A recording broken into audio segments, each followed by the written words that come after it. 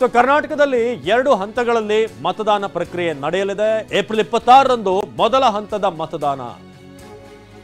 ಯಾವ ಜಿಲ್ಲೆ ಬರುತ್ತೆ, ಯಾವ ಕ್ಷೇತ್ರಗಳು? ಮೊದಲ ಹಂತದಲ್ಲಿ ಮೈಸೂರು, ಕೊಡಗು, ಮಂಡ್ಯ, ಹಾಗೆ ಚಾಮರಾಜನಗರ, ಹಾಸನ, ಬೆಂಗಳೂರು ದಕ್ಷಿಣ, ಬೆಂಗಳೂರು ಉತ್ತರ, ಬೆಂಗಳೂರು ಸೆಂಟ್ರಲ್, ಬೆಂಗಳೂರು ಕೇಂದ್ರ, ಬೆಂಗಳೂರು ಗ್ರಾಮಾಂತರ, ಚಿತ್ರದುರ್ಗ, ಹಾಗೇನೆ ದಕ್ಷಿಣ ಕನ್ನಡ.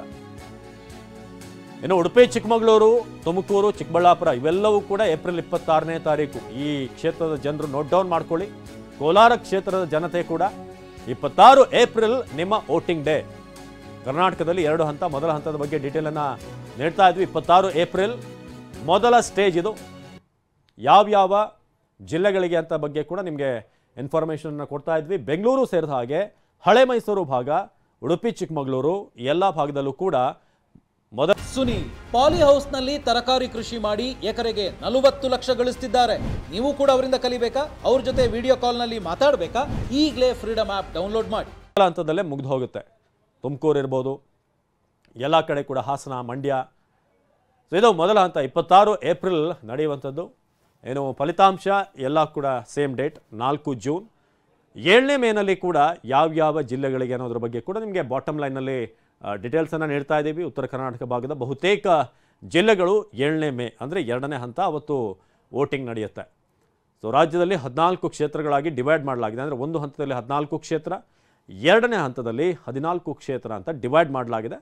ಸೊ ಅದರ ವಿವರವನ್ನು ಕೂಡ ನಿಮಗೆ ನೀಡ್ತಾ ಇದ್ದೀವಿ.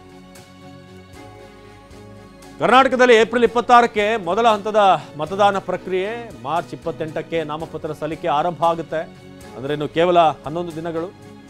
ನಾಮಪತ್ರ ಸಲ್ಲಿಕೆಗೆ ಕೊನೆಯ ದಿನ ಏಪ್ರಿಲ್ 4. ಏಪ್ರಿಲ್ 5ರಂದು ನಾಮಪತ್ರ ಪರಿಶೀಲನೆ ನಡೆಯಲಿದೆ. ಏಪ್ರಿಲ್ 8ಕ್ಕೆ ನಾಮಪತ್ರ ವಾಪಸ್ಗೆ ಅವಕಾಶ. ಏನಾದರೂ ವಾಪಸ್ ನಾಮಿನೇಷನ್ ಪಡೆಯೋದಾದರೆ ಅದು ಅವತ್ತಿನ ದಿನ. ಏಪ್ರಿಲ್ 26ಕ್ಕೆ ಮತದಾನ, ಜೂನ್ 4ಕ್ಕೆ ಫಲಿತಾಂಶ. ಇದು ಫಸ್ಟ್ ಸ್ಟೇಜ್, ಫಸ್ಟ್ ಫೇಸ್ ರಾಜ್ಯದಲ್ಲಿ. ಏಪ್ರಿಲ್ 26 ಭಾಳ ಮುಖ್ಯವಾದಂಥ ದಿನ. ಎಲ್ಲರೂ ಕೂಡ ತಮ್ಮ ಹಕ್ಕನ್ನು ಚಲಾಯಿಸುವಂಥ ದಿನ ಅದು ರಾಜ್ಯಕ್ಕೆ.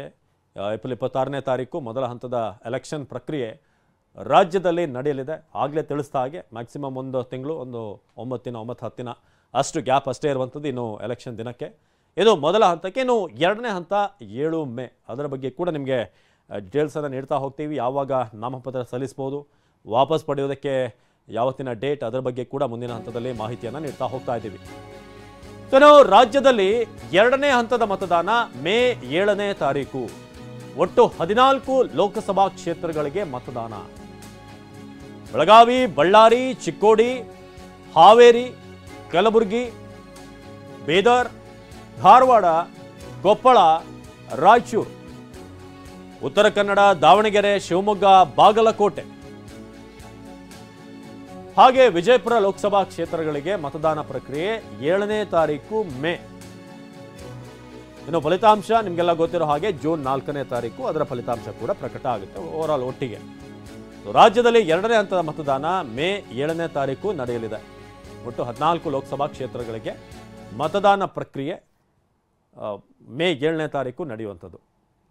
ಸೊ ಅದರ ಬಗ್ಗೆ ಕೂಡ ಬಾಟಮ್ ಲೈನಲ್ಲಿ ಡೀಟೇಲ್ಸನ್ನು ನೀವು ಗಮನಿಸ್ಬೋದು. ಯಾವ ಕ್ಷೇತ್ರಗಳಲ್ಲಿ ಮೇ 7ನೇ ತಾರೀಕು, 26 ಏಪ್ರಿಲ್ಗೆ ಯಾವ ಕ್ಷೇತ್ರಗಳು ಅಂತ. ಸೊ ಅದರ ಪ್ರಕಾರ ನಿಮ್ಮ ವೋಟಿಂಗ್ ಹೇಗೆ ಹೋಗುವಂಥದ್ದು. ದೂರದ ಊರಿನಲ್ಲಿರುವಂಥವರು ಕೂಡ ತಮ್ಮ ಒಂದು ವೋಟಿಂಗ್ ಇರುವಂಥ ಒಂದು ವೋಟರ್ ID ಇರುವಂಥ ಒಂದು ಕ್ಷೇತ್ರಕ್ಕೆ ಹೋಗಿ ವೋಟನ್ನು ಕಾಸ್ಟ್ ಮಾಡ್ಬೋದು. ಸೊ 4ನೇ ತಾರೀಕು ಫಲಿತಾಂಶ. 7 ಹಂತದಲ್ಲಿ ಮತದಾನ ಪ್ರಕ್ರಿಯೆ ನಡೆಯಲಿದೆ. ರಾಜ್ಯದಲ್ಲಿ 2 ಹಂತ. ಸೊ 2 ಹಂತವಾಗಿ ಡಿವೈಡ್ ಮಾಡಲಾಗಿದೆ. ಸೊ ಅದರ ಮಾಹಿತಿಯನ್ನು ನಿಮಗೆ ನೀಡ್ತಾ ಇರ್ತೀವಿ. ಇನ್ನು ಮೇ 7ನೇ ತಾರೀಕು 2ನೇ ಹಂತದ ಮತದಾನ. ಇದಕ್ಕೆ ನಾಮಪತ್ರ ಇದೆಲ್ಲದರ ಡೀಟೇಲ್ಸನ್ನು ನೋಡೋದಾದರೆ ಏಪ್ರಿಲ್ 12ನೇ ತಾರೀಕು ನಾಮಪತ್ರ ಸಲ್ಲಿಕೆ ಆರಂಭ ಆಗುತ್ತೆ. ನಾಮಪತ್ರ ಸಲ್ಲಿಕೆಗೆ ಕೊನೆಯ ದಿನ ಏಪ್ರಿಲ್ 19. ಏಪ್ರಿಲ್ 20ರಂದು ನಾಮಪತ್ರ ಪರಿಶೀಲನೆ. ಏಪ್ರಿಲ್ 22ಕ್ಕೆ ನಾಮಪತ್ರ ವಾಪಸ್ಗೆ ಅವಕಾಶವನ್ನು ನೀಡಲಾಗುತ್ತೆ. ಜೂನ್ 4ಕ್ಕೆ ಲೋಕಸಭಾ ಚುನಾವಣೆಯ ಫಲಿತಾಂಶ. ಇದು 2ನೇ ಹಂತಕ್ಕೆ. ಕರ್ನಾಟಕದಲ್ಲಿ ಮೇ 7ನೇ ತಾರೀಕು 2ನೇ ಹಂತದ ಮತದಾನ ಪ್ರಕ್ರಿಯೆ ನಡೆಯಲಿದೆ. ಸೊ ಇದರ ನಾಮಪತ್ರ ಸಲ್ಲಿಕೆ, ವಾಪಸ್ ಪಡೆಯುವಂಥದ್ದು, ಪರಿಶೀಲನೆ ಇದೆಲ್ಲದರ ಬಗ್ಗೆ ಕೂಡ ನಿಮಗೆ ಡೀಟೇಲ್ಸನ್ನು ನೀಡ್ತಾ ಇದ್ವಿ. ಹೇಗೆ ಇದು ಭಾಳ ಮುಖ್ಯವಾಗಿ ಅಭ್ಯರ್ಥಿಗಳಿಗೆ ಮುಖ್ಯ ಆಗುತ್ತೆ. ಯಾರು ಅವತ್ತು ನಾಮಿನೇಷನ್ ಫೈಲ್ ಮಾಡ್ತಾರೆ ಪೊಲಿಟಿಕಲ್ ಪಾರ್ಟೀಸ್ಗೆ ಇದು ಭಾಳ ಮುಖ್ಯವಾದಂಥ ಡೇಟ್ಗಳು. ನಾಮಪತ್ರ ಸಲ್ಲಿಕೆಯ ದಿನ, ಹಿಂಪಡೆಯುವಂಥ ದಿನ, ಹಿಂಪಡೆಯಬಹುದಾದಂಥ ದಿನ, ಇದೆಲ್ಲವೂ ಕೂಡ ನೋಟ್ ಡೌನ್ ಮಾಡಿಕೊಂಡು ಅವರು ಅದರ ಪ್ರಕಾರ ಪ್ಲ್ಯಾನ್ಗಳನ್ನು ಮಾಡಬೇಕಾಗುತ್ತೆ. ಸೊ ರಾಜ್ಯದ ಡೀಟೇಲ್ಸ್ ಹಾಗೆಯೇ ಇಡೀ ರಾಷ್ಟ್ರದ ವಿವರದ ಜೊತೆಗೆ TV9 ನಿಮಗೆ ಒಂದಷ್ಟು ಅಪ್ಡೇಟ್ಸನ್ನು ನೀಡ್ತಾ ಇದೆ. ಇವತ್ತಿನ ಎಲೆಕ್ಷನ್ ಕಮಿಷನ್ನ ಪ್ರೆಸ್ ಮೀಟ್ನಲ್ಲಿ ಏನೇನಾಯಿತು ಅಂತ 22 ರಾಜ್ಯಗಳಲ್ಲಿ ಒಂದೇ ಒಂದು ಸಿಂಗಲ್ ಶಾಟ್ನಲ್ಲಿ ಎಲ್ಲ ಕಡೆ ಮತದಾನ ನಡೆಯುತ್ತೆ. 22 ರಾಜ್ಯಗಳಲ್ಲಿ ಕರ್ನಾಟಕ 2 ಹಂತದಲ್ಲಿ ಆಗುವಂಥ 4 ರಾಜ್ಯಗಳಲ್ಲಿ 4 ರಾಜ್ಯಗಳಲ್ಲಿ 2 ಫೇಸ್ನಲ್ಲಿ ಎಲೆಕ್ಷನ್ ನಡೀತಾ ಇದೆ. ಅದರಲ್ಲಿ ನಮ್ಮ ಕರ್ನಾಟಕ ರಾಜ್ಯ ಕೂಡ ಇದೆ. ಸೊ ಇದು ಒಟ್ಟು 7 ಹಂತಗಳಲ್ಲಿ ಚುನಾವಣಾ ಪ್ರಕ್ರಿಯೆ ನಡೆಯಲಿದೆ. 4ನೇ ಜೂನ್ ಫಲಿತಾಂಶ ಪ್ರಕಟ ಆಗಲಿದೆ. ಇನ್ನು ನೀತಿ ಸಂಹಿತೆ ಇವತ್ತಿನಿಂದಲೇ ಜಾರಿ.